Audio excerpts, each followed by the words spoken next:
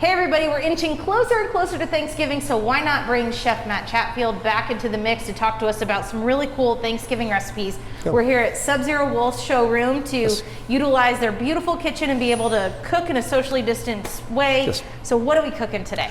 So we're gonna throw a twist on the traditional mashed potatoes. I'm a big fan of mashed potatoes, but sometimes I want something at Thanksgiving that's crispy, that's got some texture or some crunch to it. So in thinking about style of potato that's easy for everyone to do, simplicity, we don't have a lot of time, we've got so many different recipes going on. These new, what I call popped potatoes, are a lot of fun and very simple. So we're gonna start off, we've got some little baby gold potatoes, so you can use red potatoes, and I boiled these or steamed them for about 20 minutes. And then you're just gonna take one flat side of that mallet and just press it down to where it starts to pop a little bit. There you go, right there, perfect. So what if you don't have one of these? Because I don't have one of these in my kitchen. The bottom of a glass, the palm of your hand, really very simple. Oh, it's kind of a weird stress relief too. Yeah, it is. Okay, so you boil these a little ahead of time, just enough to be able to pop them down. Yes. Okay, then what? Sorry, then we're gonna go ahead, you drizzle a little bit of oil on the sheet pan underneath those. Okay, and then a little bit on top. Okay. And then those are gonna go into an oven, and we're gonna pull out some that we've already got roasting, okay? So these have been roasting on a convection setting, roast setting. Oh geez, I should have not done that.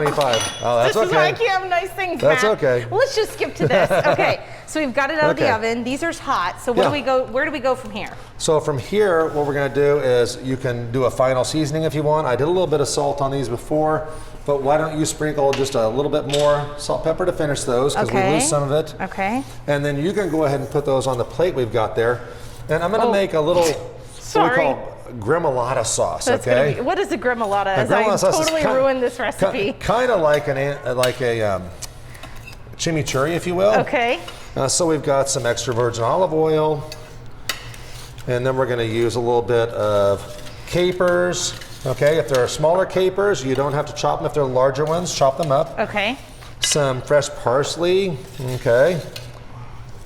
a little bit of fresh garlic, if you will, and a little bit of anchovy. Now, if you just despise anchovy, now you'll notice it's not the only ingredient in here, but it's one of the ingredients, It's gonna add a salt element. And this is just anchovy paste? Yes. And where can you get this? I picked it up at Price Chopper. You can get it at Hen House, any of the local markets. Perfect.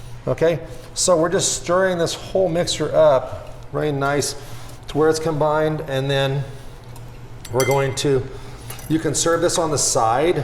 If you think maybe Uncle Billy might not go for this potato recipe, if it's got some green sauce on it, then you can serve this on the side and let people know what it's for.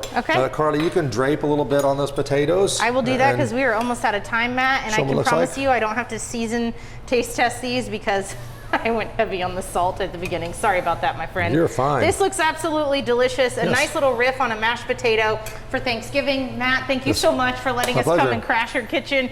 I almost ruined everything, so we'll call this a success. This recipe will be on our website, foxforkc.com/recipes. And again, thank you. My pleasure. And we'll see what we're cooking up next time. Back to you.